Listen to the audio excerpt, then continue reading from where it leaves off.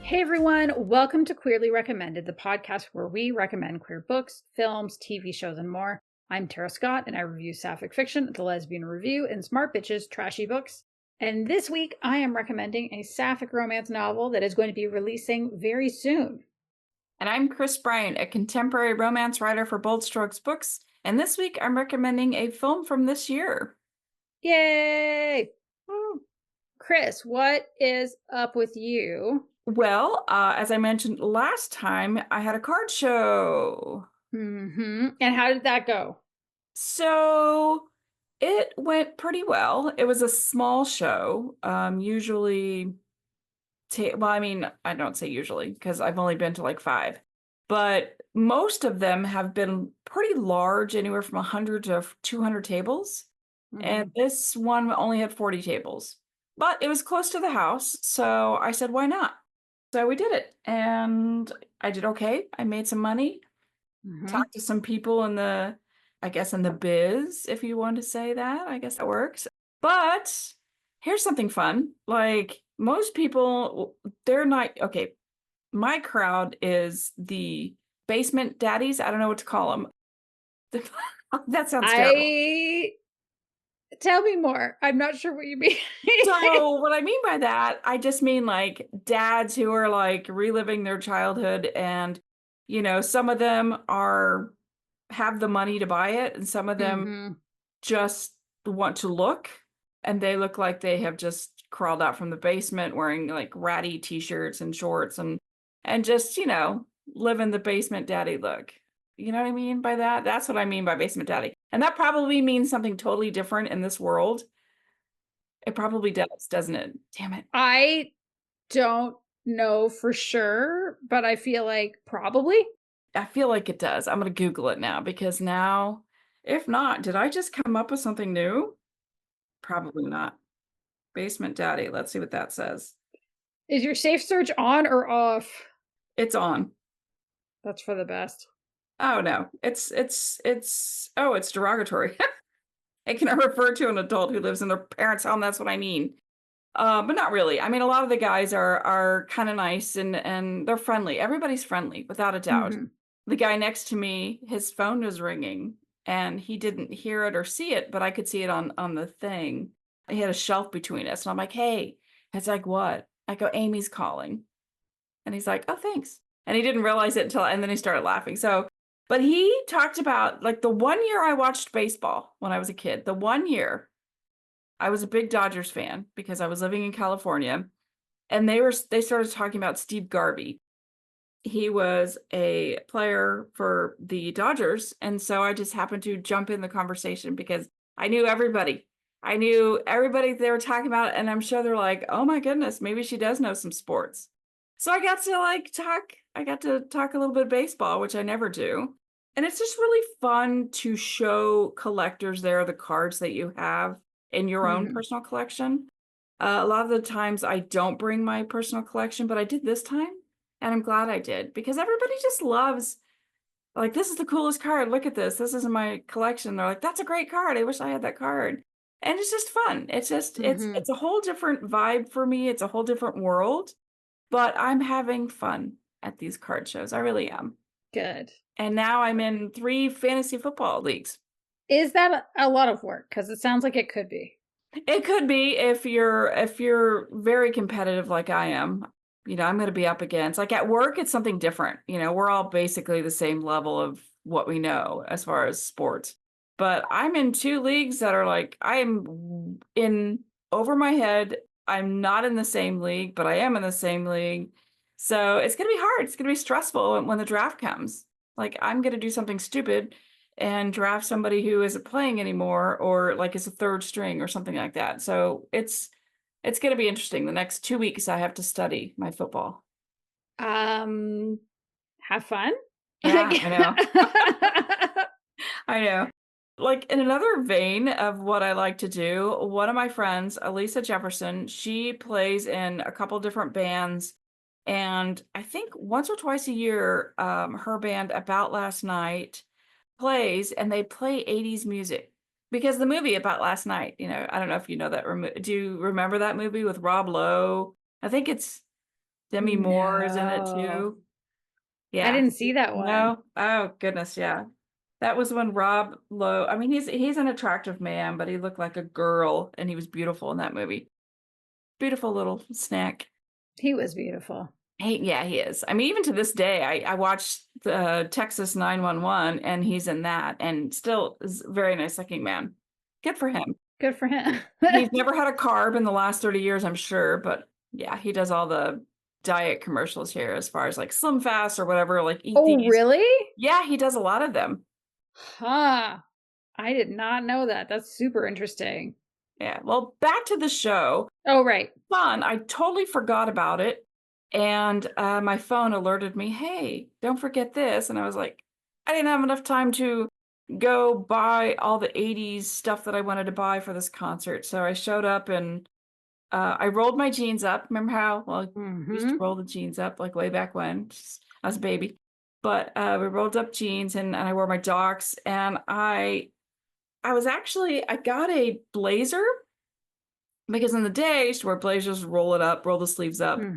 Not Miami Vice, but maybe it was. No, it was more. But not. Miami Vice did that. Yeah, they did, but it wasn't that. It was more the Breakfast Club, the Molly Ringwald, that kind of look. Oh, yeah. And I say Breakfast Club as in the group Breakfast Club, not the movie, but that also works. So. But she sang for almost 3 hours and it was amazing. It was such a good time. There was a dance floor and people were out there dressed and dancing to the 80s music like I used to. And I was just sitting in the crowd, just singing, and I loved it. And she really gets into it. She's a great singer.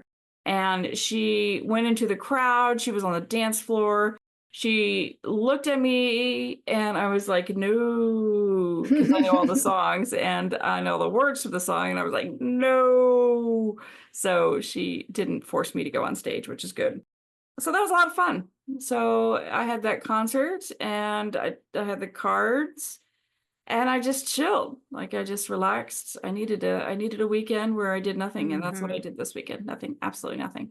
Love that. So what about you? You had a staycation. You had some big plans. I had a staycation. So Neil went out of town for a week and took our oldest with him. And I stayed at home with our youngest. And we were just like dudes in pajamas for most of the week. I love that. I love that so much. It was so good. They didn't really want to go out and do a lot. Because again, summer is like it is also a time for like recharging, especially with school coming up again soon.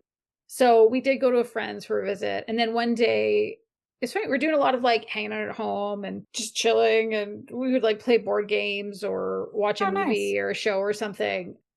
But then Wednesday, out of nowhere, there was this, I want to go out. And I was like, really? What do you want to go do? And we went to the bookstore. Nice. So he got some books. And then we went to get some bubble tea. And I mean, that's always good. Bubble tea is always a good time.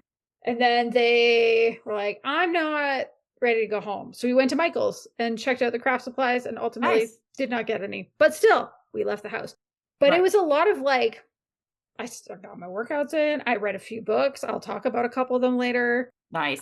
Read a bunch of fanfic. Like, it was time. It's been such a big push at work since like April that taking a week and a half off, I was like, yeah, I'm going to go lay down.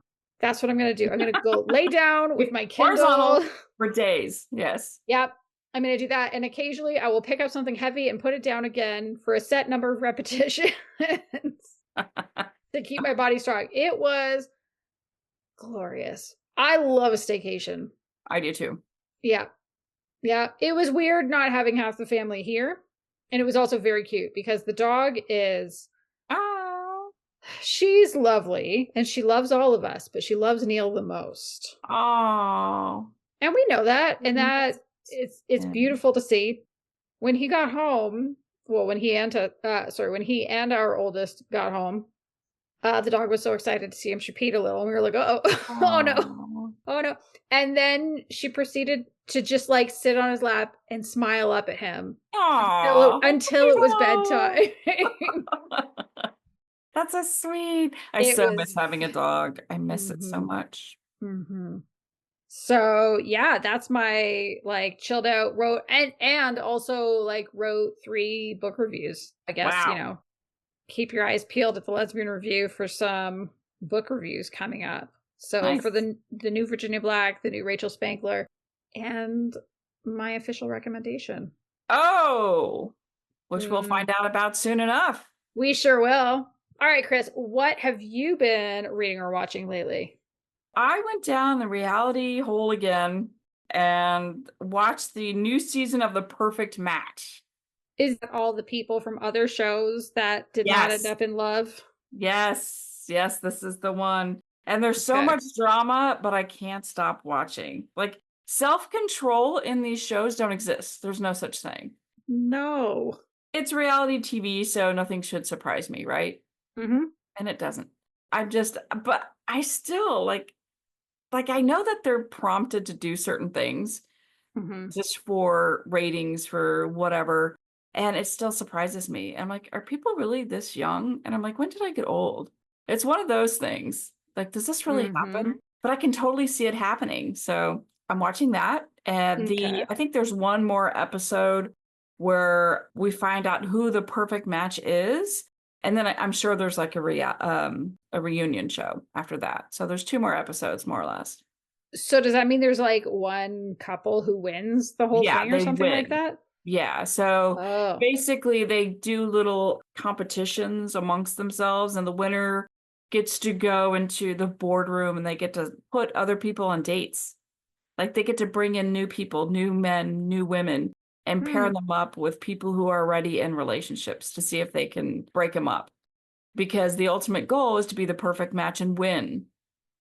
And you and this person that you win with get to go on a vacation anywhere in the world. Does anybody stay together after these shows? Honestly, I don't know. I But have to think probably I not. do know something because somebody sent me a screenshot of somebody from the show made an Mhm. announcement. Yeah, but I don't want to ruin it because, we're not there yet. Alright. But yeah, so that. And I'm still watching Alone and Australia Alone. And so there's a difference. So we are 20 days into Alone and we've Mhm. lost 7 people already. Like they dropped out 7 after 20 days. Holy shit, what season was it filmed in? Well, okay, so to be fair, it's in Africa. Oh, Yeah, okay. and it's like South Africa. And it's Okay. like super hot during the day, it's super cold at night, and Mhm.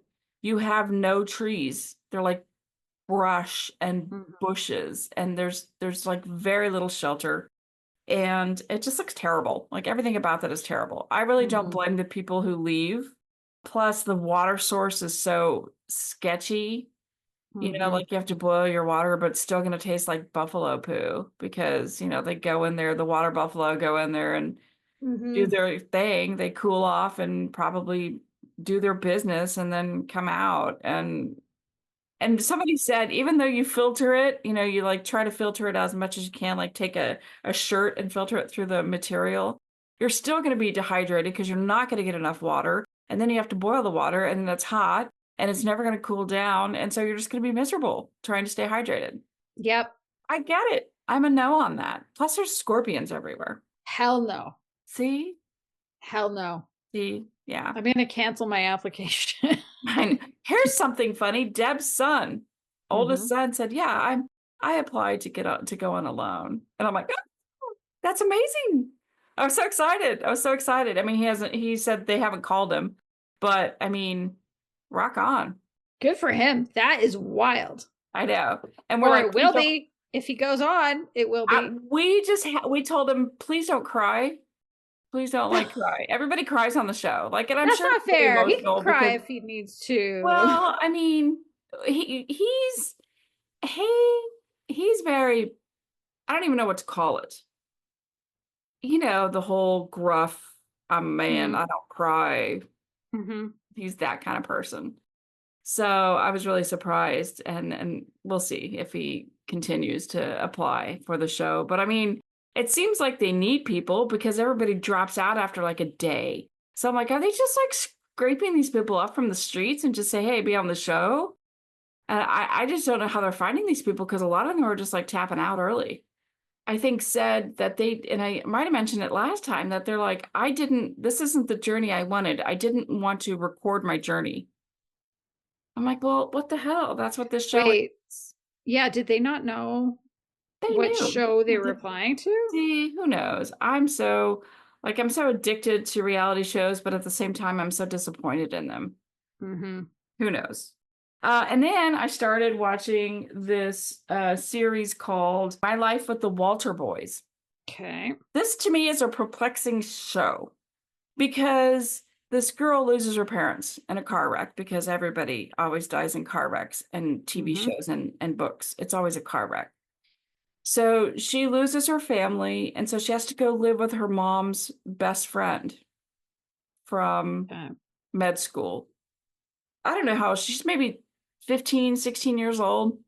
And this family has like 10 boys in this house. Boys. That's a lot of boys. And some of them are young, some of them are her age, and some of them are like maybe a year or two older. And so like none of them have the talk with the sons or with her, like, don't hook up. Don't hook up with the kids in the house. Oh, Like, don't hook up. And so that's what's happening. And I'm like, what is happening here? Like, they hold hands in public. Like there's like, how is that okay? I don't, here I am. I'm clutching my pearls and I'm being a mom and I'm being old right now. But that to me is, I don't understand that at all. And she's hooking up with like a bunch of them? Well, she's like in a love triangle with two of them. Oh. Like, how? Yeah. Who doesn't have that conversation, especially teenage boys? Look, boys, this is a no. Like, your mom and I are telling you no. Like, this is a hard no. But and no, the parents are okay with this? nobody said anything, and the kids are holding hands at school and like kissing and stuff like that. And I'm sure, being small town, like, how would mom and dad not know? Because you know somebody else thinking the same way I am. Like the PTA mom's like, why are you living in the same house and making out at school? Like, that's just no. No. So, but I am watching it. And so basically, like have the hard talk. Don't date your quasi sister at the house. Like, don't do it. No. So, and then Wednesday, season 2 dropped. Not all of it, just like half of it. So that's exciting to watch. Yeah, it's a lot of fun. I liked the first season of it so much. The second season isn't nearly as good, but that is normally what happens. But I'm enjoying it still. It's fun. Nice. Yeah. So that's pretty much all I've been doing. What about you? What's been going on with you? What have you been reading and watching? So there's no new drag races right now.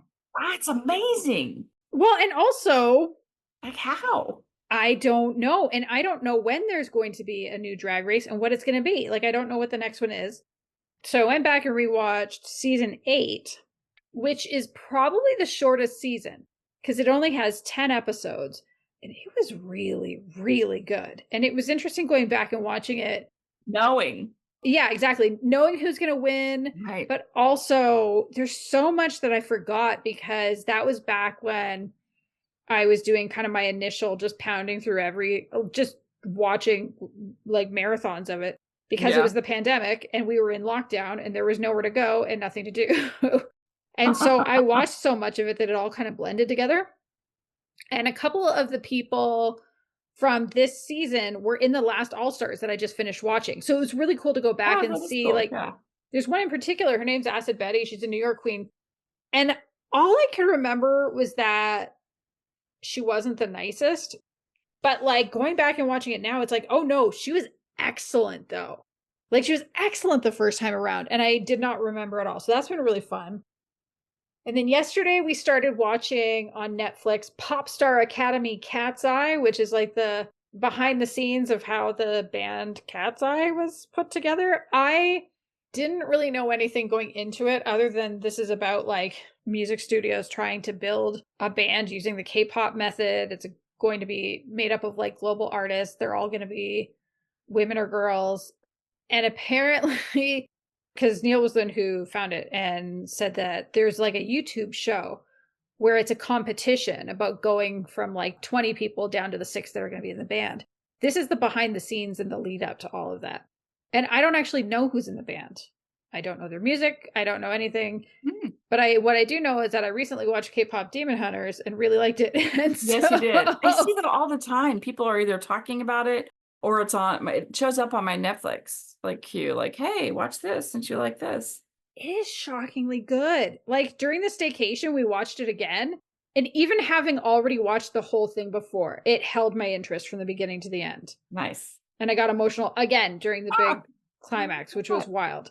So yeah, enjoying Popstar Academy. I'm really curious to see how it goes. I finished Date Everything, which was my recommendation 2 episodes ago. And then last episode, I said, so there were some problems with the actual tech of it all. I downloaded the patch. I do think it helped, but it did still continue to crash quite a bit. So that's the only, I would say if you're going to play it, maybe don't play it on the Nintendo. Maybe it's better on a Switch too, but on an original, I have a Switch Lite. It wasn't a great experience because of the glitchiness, but I really enjoyed it. I was surprised at all the different messages it had. The ending was fun, and nice. Now that I've done it, I'm not going to do it again. And I put my Kindle Unlimited subscription to work a little bit. I know some people probably have thoughts about Kindle Unlimited because Amazon is evil. Amazon is evil, but you know who's not evil? Indie authors who are only available on Amazon. I don't feel like it's fair to punish them. And so, yeah, that's who I read on my Kindle Unlimited subscription. Nice. And I decided to go back to Anna Stone, who writes erotic romance. And so I read the first one of her Mistress series, and I'm about halfway through the second one in the series. So with this series, it's based around the executives of a media company. It's like an all-female owned media company that's like wildly successful.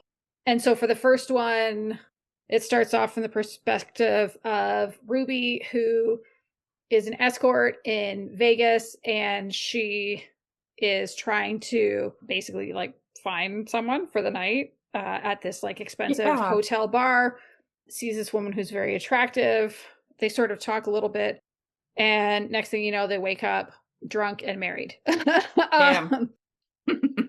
So Yvonne is the chief operating officer at Mistress, and the reason she was drinking at the hotel bar is her dad has been dead for nearly a decade, and she had 10 years to get married.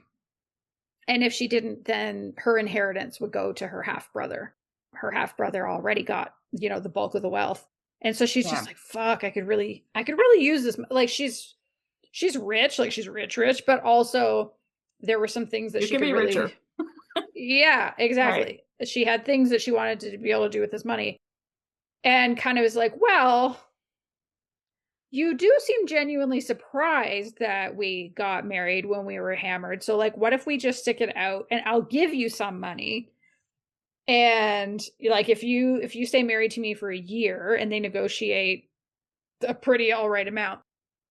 And so it's a, fake marriage of convenience. I enjoyed this one. And what was interesting was when I went to Goodreads, I actually need to go update my rating. I read it a few years ago. Oh. I gave it 3 stars, and I mentioned that there was something that bothered me about it, which it's not worth getting into. But that element isn't there anymore. So I'm actually wondering if it got some rewrites. Oh. Because I really enjoyed it, honestly. Like, it was going to maybe be my recommendation this week, and then I read something that I absolutely loved. So, sorry. Whatever this book title is. Let me say that again. Sorry, Tangled Vows. I still enjoyed you very much. And so, the next book is called Ensnared Hearts. I'm in the middle of reading it right now. Oh, okay. This one is about Lydia. She is the chief financial officer of Mistress Media. That's cool. Oh, yeah. The other thing with all these books is there's like some kind of light BDSM elements to them, which is kind of common in some of her, in her books. So yeah, Lydia is the CFO, and she is still grieving because her wife passed away a couple of years prior. She needs to go to Paris for a work trip. She doesn't have an assistant yet because she isn't really sure what she wants to do, is trying to decide if she wants to settle in or not. So she takes one of the interns with her. Kat is the intern. Kat is kind of grieving the end of a relationship, although her girlfriend did not die. Her girlfriend cheated on her. No. Yep. And when they broke up, took the friendship group with her. So, I hate that. Yep. So Kat is not having the best time, but she has a crush on Lydia. And so this is one of those ones where I'm like, I don't know how I feel about a CFO and an intern. That does feel ethically weird, but also it's not real and I'm having fun. Right. They lean into the fantasy / the fiction of it. Yeah, for sure. Exactly. That's, if I'm willing to pick up a book, like I knew the premise when I picked it up, and I was like, I don't know how I'm going to feel about this. And then I'm reading it and I'm like, yep, don't know how I feel about this, but I'm going to keep reading. Because I'm interested in the third book, which is a throuple romance. I'm nice. Curious to see how that goes. That was actually the one I wanted to read first, but I was like, no, then I'm going to come up against a bunch of couples and wonder what happened with them. So why don't I just start at the beginning? These books are not going to be very long. It's fine. So yeah, I'm having fun with them. They're like super readable. So I think like if anybody has a Kindle Unlimited subscription, like, yeah, go get them. Why not? Yeah. I like them. Kris, Bryant, what is your official recommendation this week? Okay, so it's been kind of a busy few weeks. So when you reached out and said, hey, when are we going to record? I full on panicked because I had been relaxing, or had been at concerts, or I went to my card show and getting ready for the card show. So I rewatched something that I watched like a month ago, and it wasn't as good as the first movie in the series, but I don't care because my wife's in it. My favorite is in it.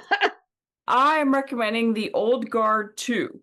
Yes, you are. It did not get the love that the first movie got, but my favorite gay couple is in it. And there's some serious tension between Charlize and the other characters. So let's dig into it, shall we? Let's go. So recap is The Old Guard, quote unquote, superheroes / mercenaries who have been around for centuries. Some of them for centuries. Some are just like brand new to it. And they help good humans fight bad humans. And they are immortals until they are not. Oh, right? So basically Andy, whose name is Andromache, and she goes by Andy, because thank God, because that would be a hard word to say all the time. But she is Charlize, played by Charlize Theron, my wife in another life, hands down. She's kind of like the leader of the pack. And in The Old Guard, I mentioned that there's like a strong indication that she was in this lesbian relationship with another immortal named Quinn. And at the end of that movie, Quinn is captured, quote unquote captured, and she's put into a metal coffin and dropped into the bottom of the ocean. And that's it. So we never know what happens. Oh my God, what happens to Quinn? Are they ever going to find each other? Because there's so much love between them. And so the second one picks up to where Quinn, the very first scene is Quinn being like not chained up. Raised. Thank you. Raised from the bottom of the ocean. And that's like, you're just like, oh my God, the beginning scene is like, and Uma Thurman's in this movie. Ooh. Oh, right. So we'll get to her in a minute. Like I said before, my favorite sweet gay couple is in this movie. Joe and Nikki. Very, very sweet. Yes. Very romantic. And they have had this relationship for centuries. So love can really last. And I just love them. And they're playful and fun, and they take care of each other and the rest of the guards. And they're just lovely to watch. It just warms my heart. Their relationship is wonderful.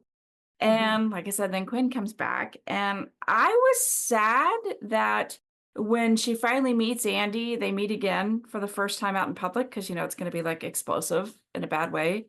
Because she finds out that Andy had stopped looking for her after 500 years or however long it's been.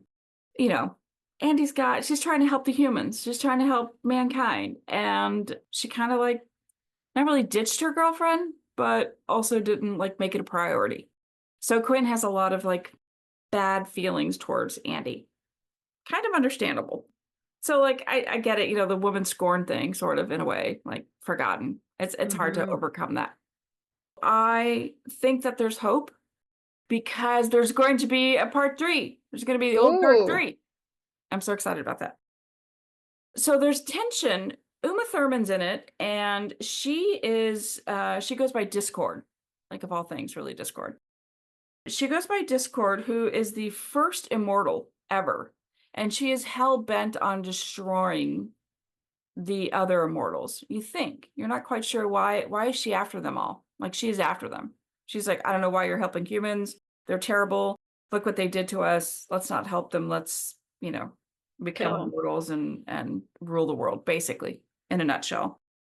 Their tension was good versus evil tension, but it was kind of fun to see them. They're very not playful, like playful bad. And so they kind of have this chemistry. I mean, nothing's going to happen because Quinn is still there. And I feel like that's going to get resolved in the next movie. But she was in it. And it was a lot of fun to watch her, Uma and Charlize go at it. It was a lot of fun. You should watch this movie because it really is action-packed. And it does show beautiful relationships, friendships that kind of run deeper than love.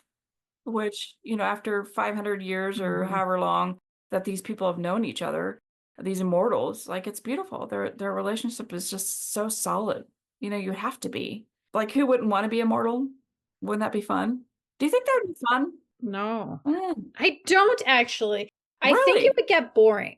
I think it would get I think certain things would get boring. I think other things would get frustrating. Like, because like, if the you're loved ones are around going to forever, die. and you're not normals. Yeah, you're not really aging. You could like get attached to these people, but you're going to lose them. But also there's a lot of beauty too. I mean, you'd be around for a lot of different things in this world. I guess I would wonder, how would you be able to continue appreciating the beauty instead of becoming not bored, but maybe disillusioned. And I think a lot of immortals become that way. But I mean, all in all, the positives still outweigh, the negatives, I think. I don't know. It's something to think about. I'm going to think about that. We'll get back to that question.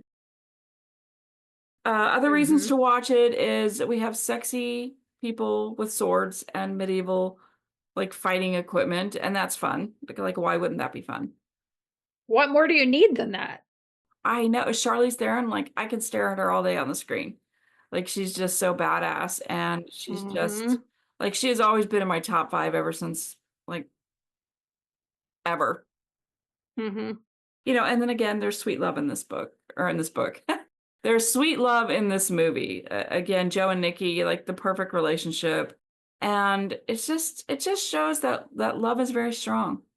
All forms of love are very strong. So maybe that's it. So maybe love for mankind, humankind, maybe that carries them through. Because suddenly you can become mortal. You just don't know. You don't know when that's going to be or why it's happening. So there you go. That is my official recommendation. What is yours, Tara? So mine is a book that's coming out in September. I believe mid-September. I can't remember the date off the top of my head, but it is the latest from Rachel Lacey called Learning Curves. I saw her talk about it on Facebook about how she was writing a romance set at a university in Vermont. And I was like, hell yes, because I love that she's writing more books that are set in Vermont. This one is very cozy. We start from the perspective of Audrey Lynn. She's a fairly new PhD. She is so excited because she got a 1-year contract to go back to the university where she got her undergraduate degree.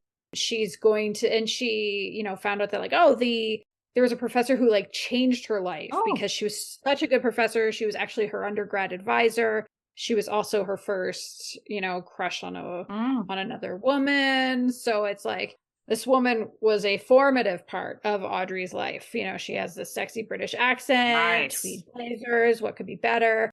And Audrey's office is even across the hall from hers, except this professor is not really the person. Inspiring, vibrant, not the person that she remembers. Dr. Michelle Thompson is kind of over it. She doesn't really like her job. Her career has hit that wall. Her divorce was not good. Her wife was pretty awful to her in the last few years of marriage. You know, nobody at the department likes her. Like, she doesn't get to teach the things that she's actually excited about. You know, she's an art history professor who's just teaching like all the classics. And what she's actually excited about is women in art. You know, she finds out that Audrey is there and then immediately finds out that Audrey gets to teach a women in art and course. so she's pissed. She is pissed because Michelle has been pitching a women in art course for years and has been turned down by the department chair for years, right? And so she kind of like not lashes out, but she could have behaved better, we'll say. But Audrey has decided like, no, this woman is going to be my friend. This is just how it's going to be. And Audrey is like, she's bubbly, she's friendly, she's vibrant, she's like fun to be around. And Michelle's like, fuck, fine, I guess we're going to be friends. And then once they're friends, she realizes, oh, Audrey is really, really smart. And she's fun to talk to. And she's a talented ceramics artist. Oh, fuck, she's hot too.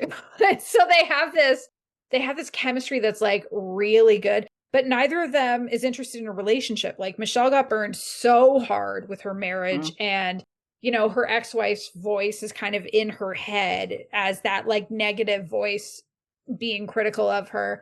And Audrey wants a tenure track position, which I don't know if anybody's paid attention to higher ed, but like it is real hard to get tenure track positions. Really, really hard. And yet, one night, Audrey invites her over to like, hey, I'll teach you how to make pottery. Wow. And they maybe have some wine. And maybe you're like, oh no, what are we going to do? And so it's kind of this like, will they, won't they around. Is there too much to risk here? Or are we going to go for it? And it's a romance novel. So of course, you know, there's a happy ending, but I fucking loved this book. I love this book so much. I was hoping for something fairly cozy. That's kind of what I'm used to with Rachel Lacey. And I definitely got it. But the thing that I found really interesting is I also felt like I learned a lot. Because she does include, you know, we see like little bits of some of Audrey's lectures from her Women in Art course. And there was one in particular that I thought was so good. And it's not just, we don't see it from her perspective. We actually see it from Michelle's perspective. Because she stops in for a couple of the classes. And there's one in particular where she's teaching about quilt making and talking about how like a lot of people don't recognize it as a real art. And of course, because it's mostly women who do it, and then gets into like an example of a real artist. And so I'm like, I'm learning and this is cool. And then the thing I love about that scene is because they're already friends at this point. They're already getting along well at this point.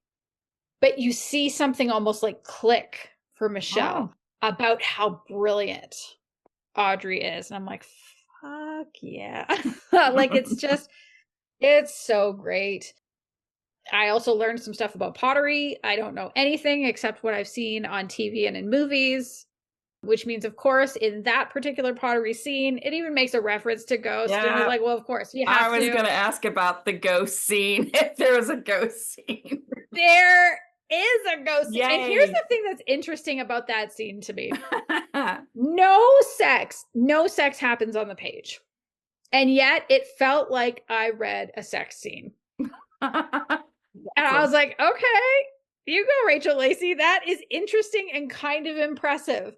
Like, there was nothing that would have been flagged as like a problem or whatever, except I suppose the fact there's two queer ladies in it for some people. But like, no sex at all for a while. But I read a sex scene in that scene. So yeah, I thought that was really interesting. In terms of academia itself and both of them working in the art department, I thought it was really interesting. So there's a 15-year age gap between them. So when Michelle taught Audrey, Michelle was fairly early in her career at the university. But because we have an early career and a mid-career academic, we actually get to see some of the challenges that happen, and especially for women. And for Audrey, for example, she gets this 1-year contract and she's like, okay, I need to do so good at this. They have to keep me. They just have to. Like, this is my one chance, because she had applied to dozens and dozens of programs across the United States. Like, she's applying as often as she can because it's that hard to find roles. And even after all that work, it was still only a contract job. And it's hard for PhDs. Like, I actually at one point wanted to be on the PhD track. And I think the best thing that ever happened to me was a professor declining to write a letter of reference for me. Because I would have hated it. Absolutely hated it. And now, like, it's just harder. Like, that's not even taking into account. I will say the one thing that was interesting reading this now, knowing she was writing it, earlier this year or last year, I don't think there was any way to anticipate, nor would I even want to read about it. Like, what's happening to higher ed in the United States. I think if you look at it as like very realistic about the challenges of higher ed in 2024, I think it's a pretty good example of that. But like, I don't know, man. No one wants to read about authoritarianism in their romance. So I'm okay with it not being there. So the flip side, where like Audrey's dealing with the scarcity problem, Michelle is dealing with the golden handcuffs problem because she has tenure. And when you have tenure, you don't let that go. Because where are you going to go? It's not like you can just up and leave and go take a job somewhere else. She's not happy with the administration. The committees are pointless and boring. The reason she was so exciting and dynamic when Audrey was a student was that she was talking a lot more about female artists.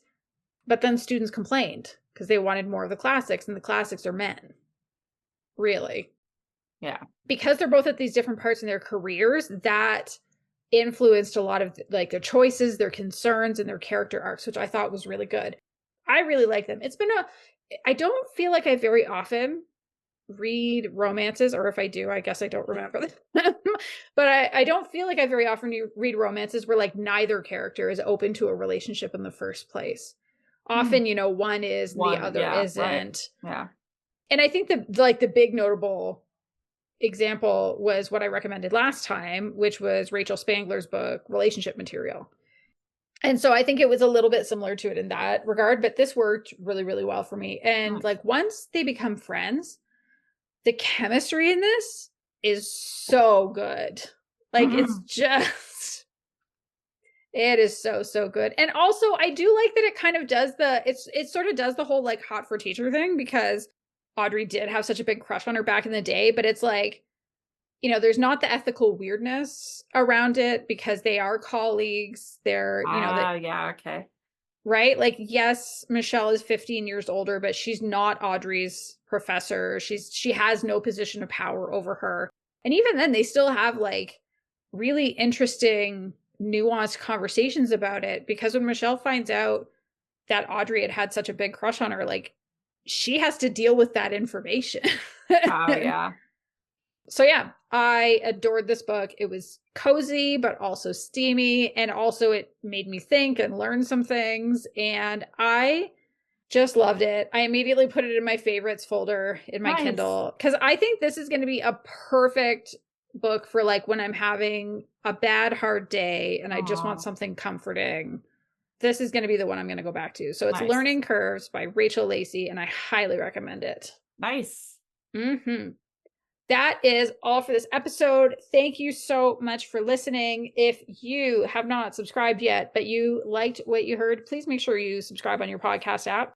If you have a friend who you think would be interested in either of our recommendations or anything we talked about today, please tell them all about it. And if you want to support us, we have a link to our coffee in our show notes.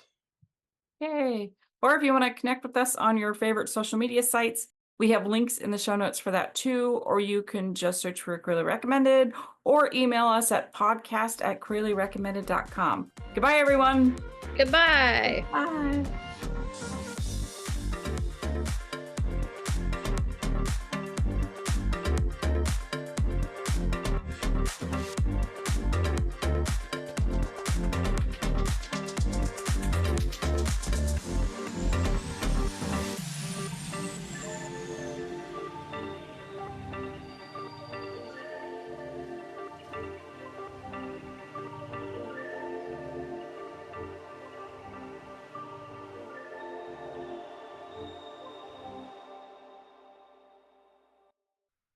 I'll teach you how to make pottery. Wow.